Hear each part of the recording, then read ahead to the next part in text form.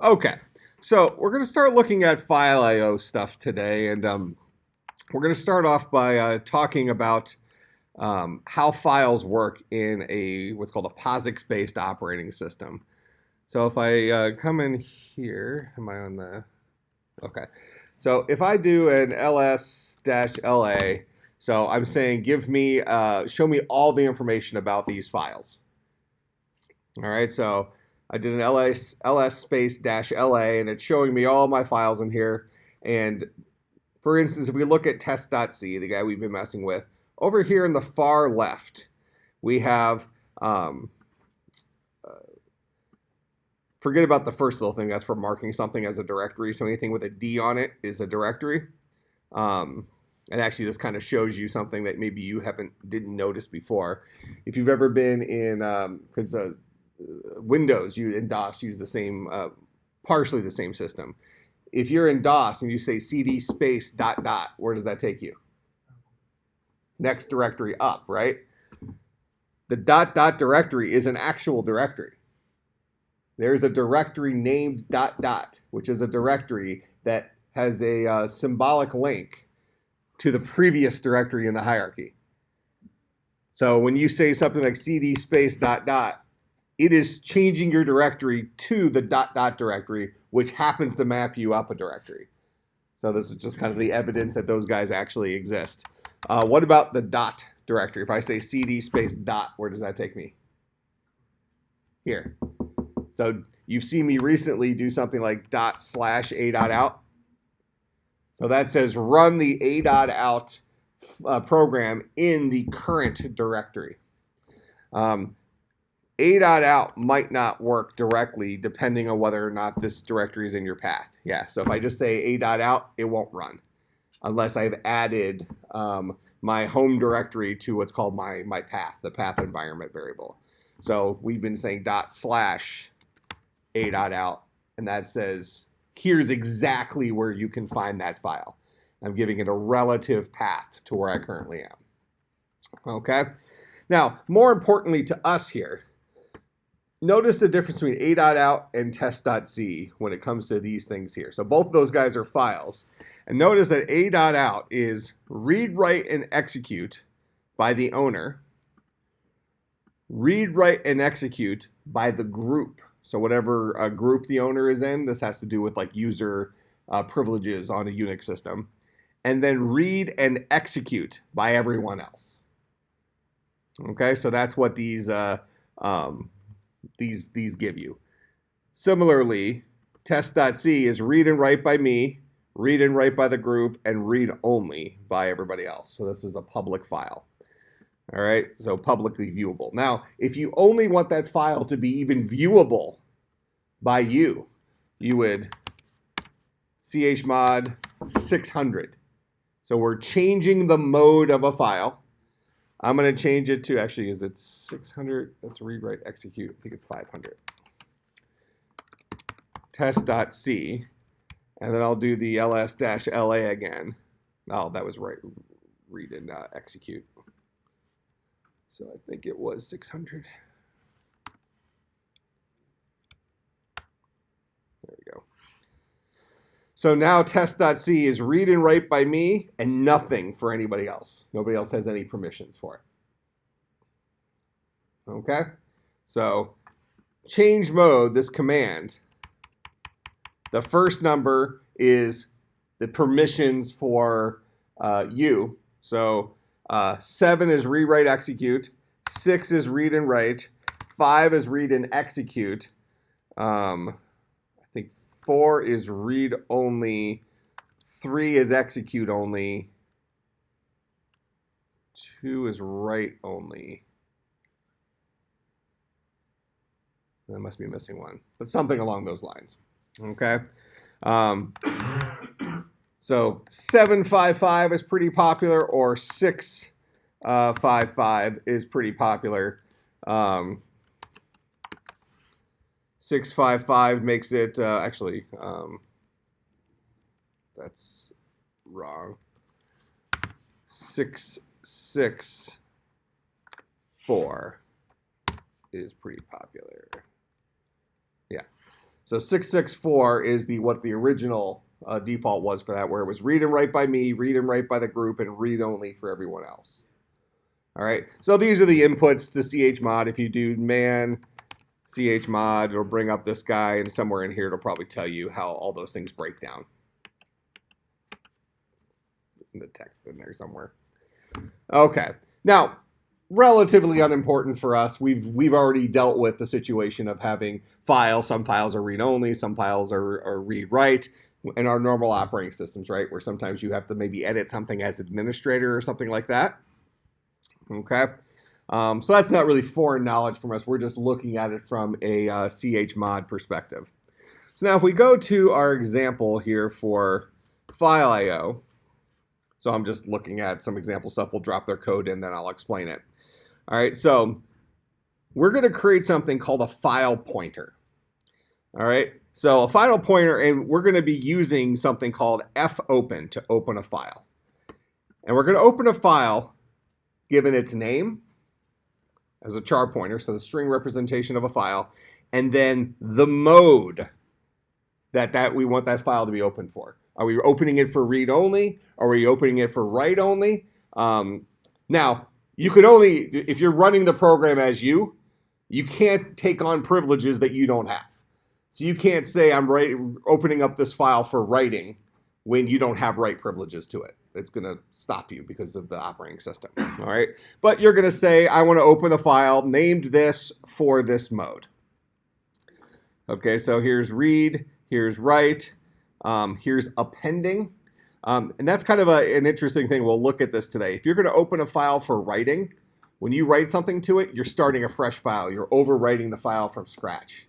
If you append to it, you can add stuff to the existing contents of the file. R plus is open file for reading and writing. W plus is opening file for reading. Oh, why would you choose one versus the other? Oh, it truncates the file to 0 length, so you're starting from scratch. So is this one starting it for appending? So this is reading and writing the default way. This is reading and writing with an empty file. This is reading and writing in append mode. So I'm guessing that the standard way here probably is equivalent to W plus, where it's opening it for writing only. Go ahead. Oh, that's fine. Are you waiting for me, or are you just checking out? I just want to let you know about this class. I was planning to do last year, but I don't have to tell you guys something. Oh, yeah, you can sit in here if you want. Well, my name is Katarina. Okay. Yeah, grab a seat if you want to see what we're talking about. Yes, that's fine. All right, so this is just going to open the file to different ways. We'll look at some examples of this today where you'll see that a file can actually get overwritten. Okay? You also have ways you can read and write files in binary. We're not going to do that yet, but that's if you want to write bits and stuff to a file. All right, when we're done with the file, it doesn't actually get saved until we close it, so we need to use file close. Now, when we write to a file, we can write to a file one character at a time. That's fputc. That's saying I want to write. Now, notice that characters here are represented as integers. Why are characters represented as integers?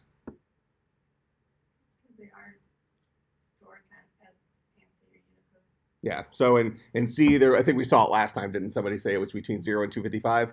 So they're representing characters as ASCII characters, which is 256 unique characters. So you're actually passing in, from your perspective, you passing in a char, char A or something like that. But under the hood, it'll be the ASCII version of that character. So when you write, you have the top level function, fputc. This is what I want to write, and this is where I want to write it. You're going to give it the pointer to that file. Okay. We can also write full strings to a file, which might be a little friendlier for us under most circumstances, but not necessarily all circumstances. So pretty similar thing. We give it a full char pointer to a string, and so on and so forth. All right, so as an example here, and let's go ahead. I'm going to steal this, and we'll doctor it a little bit in our code.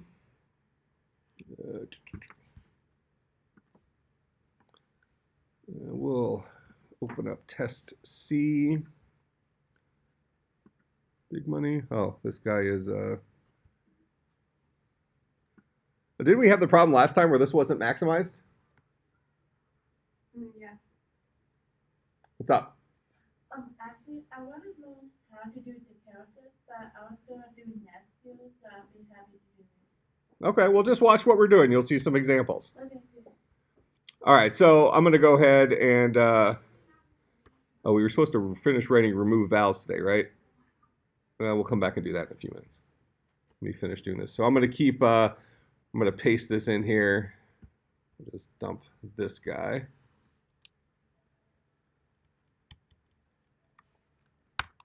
And I'll get rid of all my imports as well. So we'll have standard io.h. I'll return an int. Okay, so we're going to use our standard io.h. This is the exact same guy we use for doing printfs and stuff like that, so we don't need anything special. So file stuff is very much part of the generic C library for standard input and output. So we can output to the screen, we can output to a file, we can read in from the screen, we can read in from the keyboard, we can read in from a file. All right, so we're going to go ahead and create a variable. Now, I don't like writing it like this. I always like putting the asterisk with the type, but you see them interchangeably. So I'm going to create a variable of type file pointer named fp, and then I'm going to give this guy a value. So I'm going to say fp is going to be whatever gets returned by calling fopen. Now, I need to tell it the name of my file. Now, we're going to hopefully be able to get a local file here. So I'm going to create a new file here. And we'll call this guy input.txt. Oh, I was going to name that guy input.txt. Input.txt. And let's just put in hello world in our file for right now. Okay. Now, the file I want to open is input.txt in the current directory. So we're going to hope it lets us do this. Otherwise, we'll have to give it the full path. Okay, so we want to open input.txt for, right now it's read and write with the default writing being overwriting. Okay, so we'll just leave it as the default here. All right, so then we're going to do a file printf. So this is similar to printf, but we're actually doing a file printf. So this is testing whatever, so we're going to print to this guy. And then we're going to, we'll print out to the screen the contents of that file. Then we'll put a string to this, writing this guy. And then we'll close the file, which will make it what we did permanent. Otherwise, it just lives in memory. All right, so let's test this guy initially, and hopefully I'm not doing any stuff down here that will break. I am doing some string stuff, right? Mm-hmm.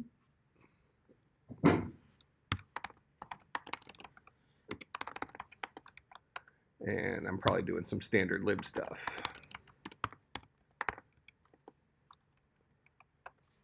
All right, that should keep the errors out from our other functions. Okay, so let's go and let's compile this guy. So we'll say gcc test.c seems to be relatively happy. Just as a quick example here, if I want to see what's in my files, let's say, because when you're using Unix, you don't always have this nice little IDE up here for typing stuff. So if I just want to remind myself what's inside those files, I can do, I can say cat space input.txt, and that will concatenate it to the output.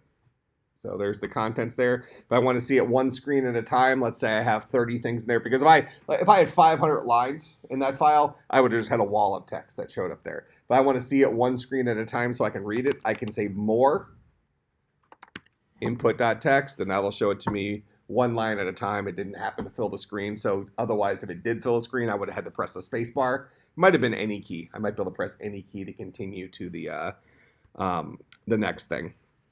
All right, but in any case, we've compiled it, we've run it. Let's do a.out. Then let's do a more. So this was fprintf printing to that file.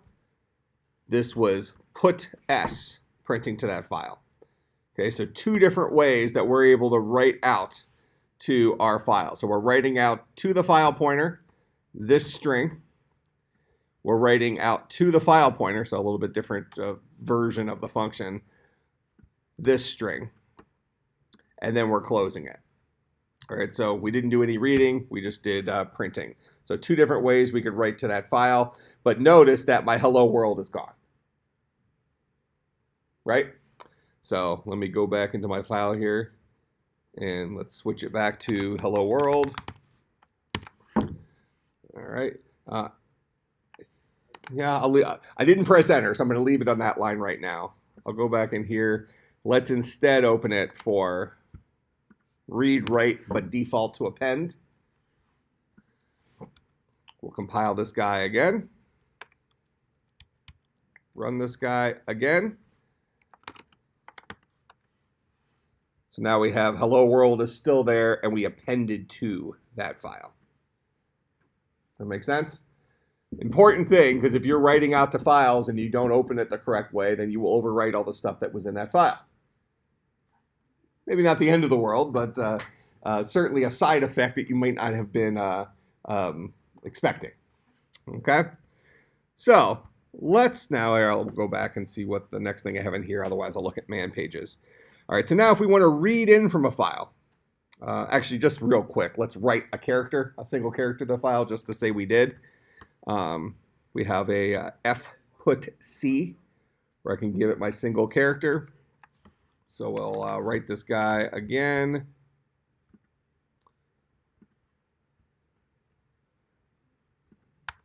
So we'll say f put c. This guy takes in a single char, so we'll take in, we'll just put an a. And then I'm writing that to the file pointer.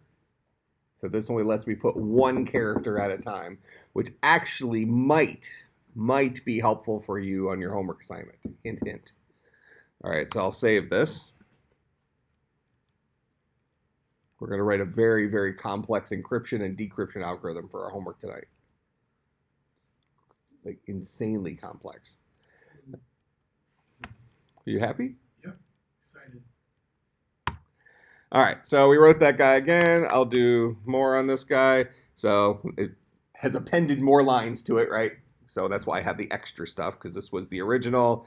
Here's my first run of the program. Second run of the program was these next two lines, and then this A with my F put C. Now, one last thing I want to do here. I'm going to do another F put C.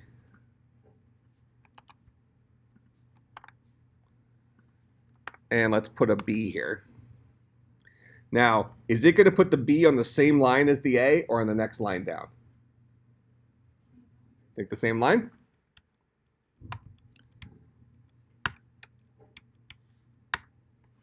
Same line. If I wanted to kick it down a line using F put C, what would I do?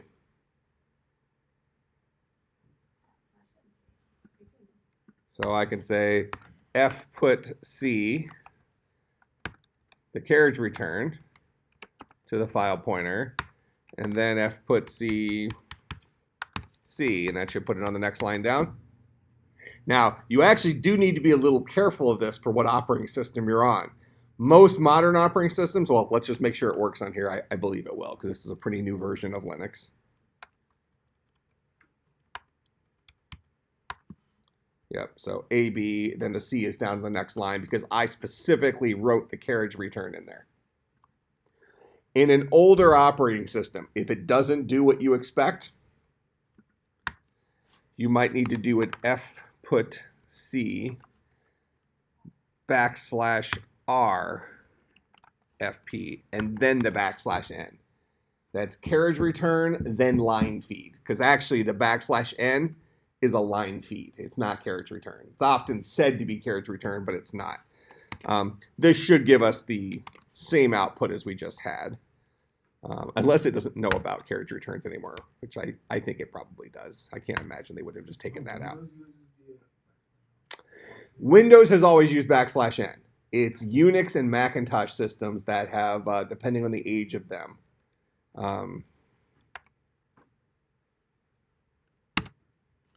so you just saw the more thing. I had to press spacebar because I have a very small window.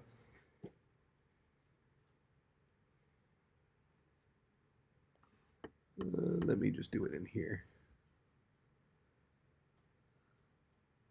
Oh, it looks weird because I didn't have a carriage return after the C.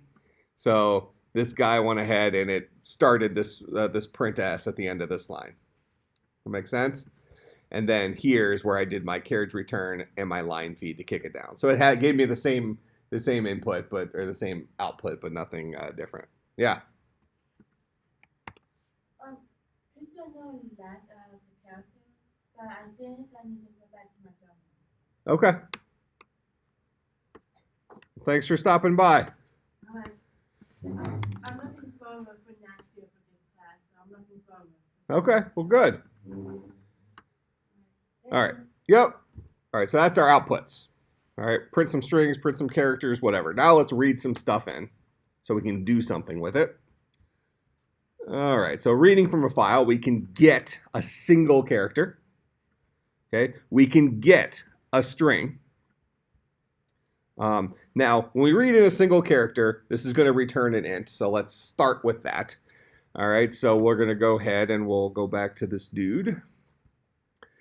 The very first character inside of my file here should be hello, or should be an H rather.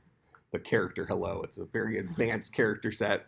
All right, so the character H is the first guy I should get. So I'll go ahead and we'll just read that dude in, and let's stop printing crap so we don't. Here, I'll just for your samples here, I'll just give you 3 commented out put lines so I can give you a starting point for your homework, or at least the structures for it. All right, so now let's read something in. So we'll say, now you could say int C, or you can also say char C. It's fine because chars are represented as ints.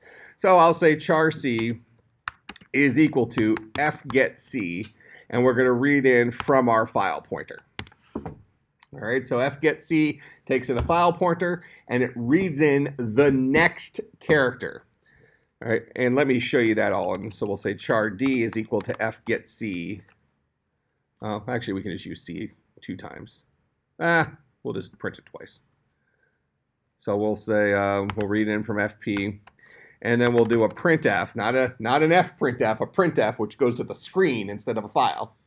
All right, so we'll do a printf, and we'll say %C. And then we'll put a space in there. Well, we'll put a little arrow guy in there. And then we'll say another %C. And we're going to read in C and D. Or write out the C and D that we read in. All right, so this guy should be reading in the first character from our file pointer. This guy is going to read in the next character from our file pointer. So we should get an H and then an E.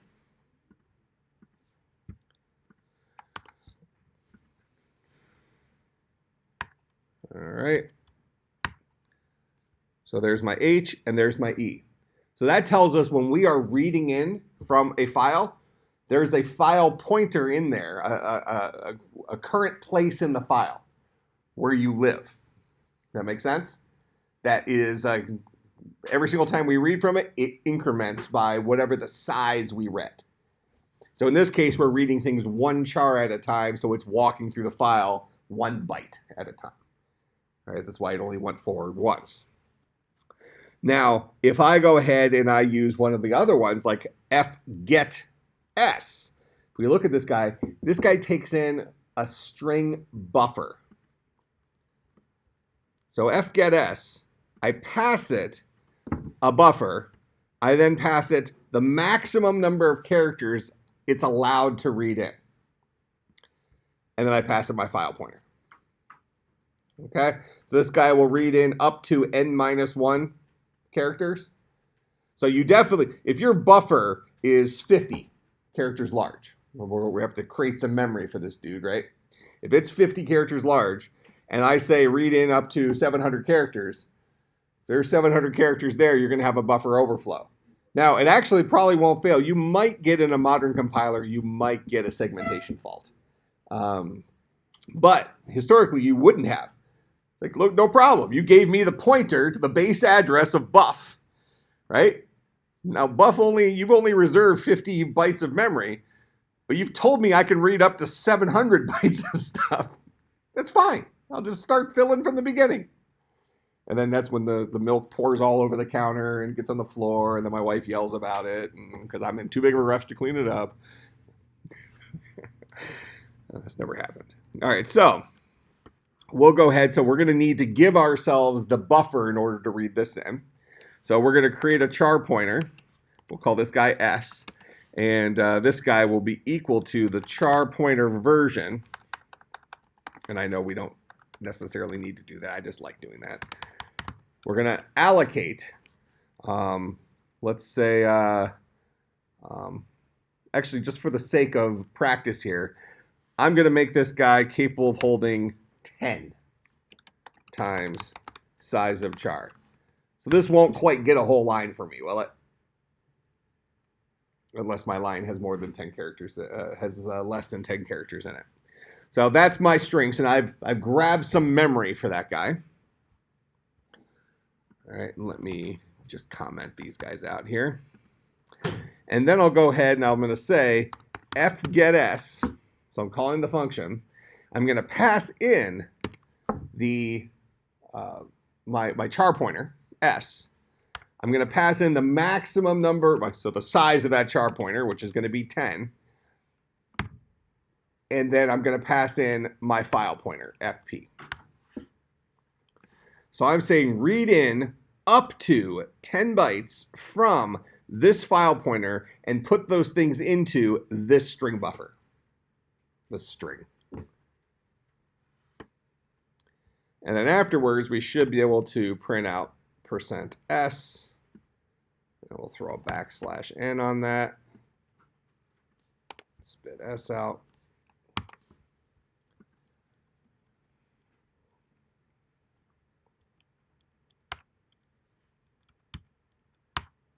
So there's my hello WOR. That's 1, 2, 3, 4, 5, 6, 7, 8, 9. N-1 characters it read in. Make sense? Okay. Now, what if I read in again?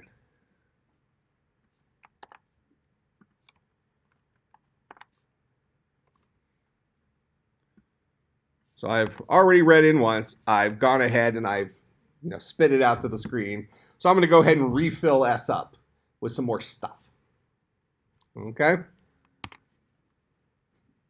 Now remember, it says it reads up to N-1 characters. If there's less stuff there, if it hits what's called end of file, EOF, before that, it won't read it in. But I'm going to read in twice and print out twice so we see how it actually does this. And I'm actually not going to put the \n in there because that'll throw off what I'm trying to show you. Here, I'll put a \n at the very beginning of that one so it at least kicks it down to the next line to make it a little bit easier for us to read so it's not stuck in the middle of our prompt down here. Go ahead and compile, run that. So there's our hello world. This was my \n I put in there. So hello world. Now notice that it kept reading in until the end of the line.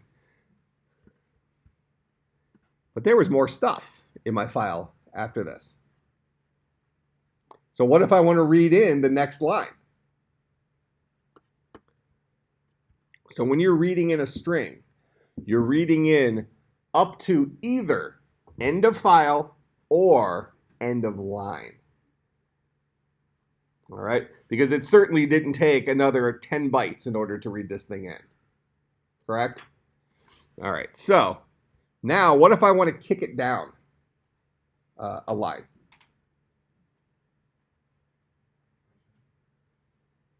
So can I do a fget C, read in the carriage return? So if I do this,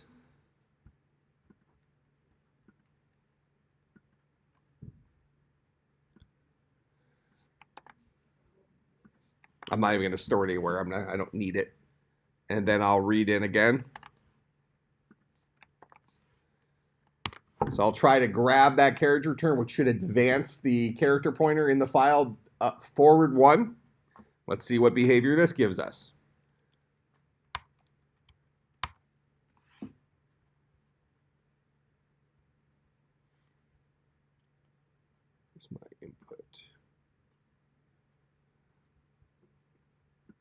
Okay, so I burned the character, but I'm still sitting.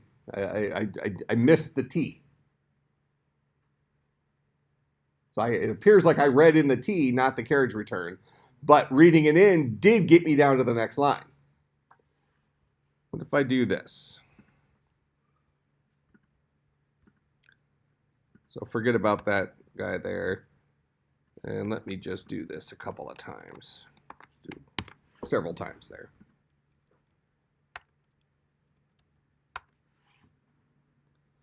Hello world, this is testing for printf. Okay, so what we ran into here is when we got to the end of the line. So let's go back to when we just had hello world, because this was what, 1, 2, 3, 4, 5, 6, 7, 8, 9, 10, 11. So only 11 total characters for that first line. So I'm going to go ahead and burn past this stuff. So we're going to try to read in the first 10, followed by up to 10, well, up to 9. So that should get the next one, or next 2, whatever my counting was. And I'll print that out. Let's see where that leaves me.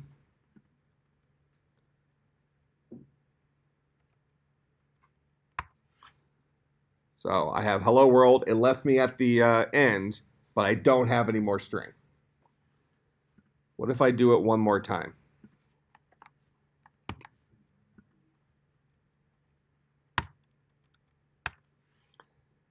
Now I have my next 10, or my next 9. So when I read in a string, it read it. So my first one, it read in the first 9, right? So 1, 2, 3, 4, 5, 6, 7, 8, 9. That was my first fgetS. Printed out up to that. My second one, it reads in up to 9, or until it hits end of file, or until it hits end of line. So it read in 1, 2, and then when it read in 3, it hit end of line. That made it stop. It spit that out. Okay? Now, what did print to the screen, though, because notice when we look at my code here, I gave a nice little carriage return at the beginning just to separate stuff, but I did not put a carriage return after that second string.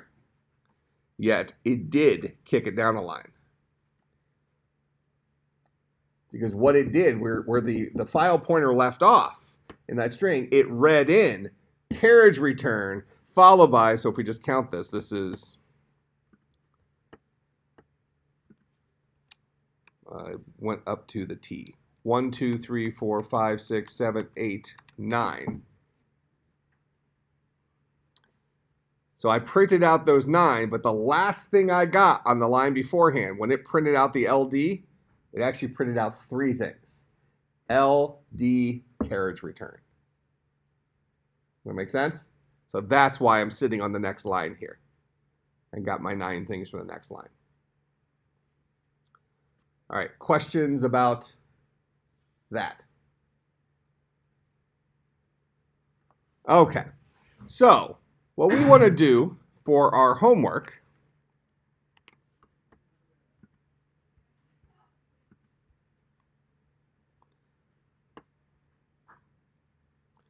it's a very, very difficult encryption algorithm. So this is homework 4.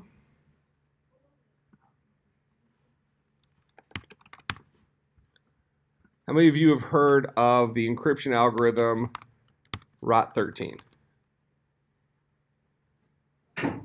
Okay, so the way ROT13 works, I'll show it to you in an example here. Well, actually, I can show you. We'll put it in the homework. So this is rotate 13 characters in the alphabet and wrap back around. That is to say, if my input was cat. To make life easy here, I need to draw the alphabet here real quick.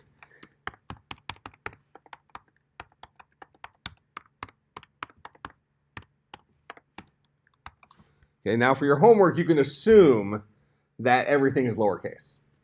Okay, just to keep this simple. So I'm going to start with the C. This is 1, 2, 3, 4, 5, 6, 7, 8, 9, 10, 11, 12, 13. So C becomes P. And A, 1, 2, 3, 4, 5, 6, 7, 8, 9, 10, 11, 12, 13 becomes an N. And a T, 1, 2, 3, 4, 5, 6, 7, 8, 9, 10, 11, 12, 13 becomes a G. PNG. So this is encrypted using ROT13. Now, what's interesting about ROT13 is because our alphabet has 26 characters in it, is that encryption and decryption are the same. So if I want to turn PNG back into cat, I'll start at P. 1, 2, 3, 4, 5, 6, 7, 8, 9, 10. Hold on. Oh, I'm sorry. That should be it. I was doing it, Stu. I was thinking the wrong letter. 1, 2, 3, 4, 5, 6, 7, 8, 9, 10. 11, 12, 13. So now I'm back to a C. A started off as an N. Thank you.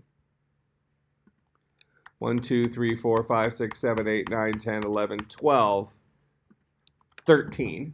So there's my A. And then G. 1, 2, 3, 4, 5, 6, 7, 8, 9, 10, 11, 12, 13 goes back to a T. All right. So for your homework, implement the ability to read in the contents of a file, encrypt it using ROT13, then write the encrypted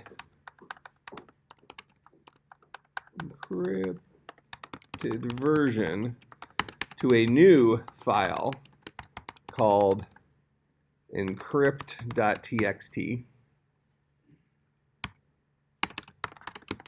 You should be able to test the accuracy by copying the contents of encrypt.txt into your source file and running encrypt again and see your original message in encrypt.txt. Make sense? So we're doing reading in a file for read only, writing to a file for write only, and it's a different file, and then you're writing an encrypt/decrypt function because it's the same function.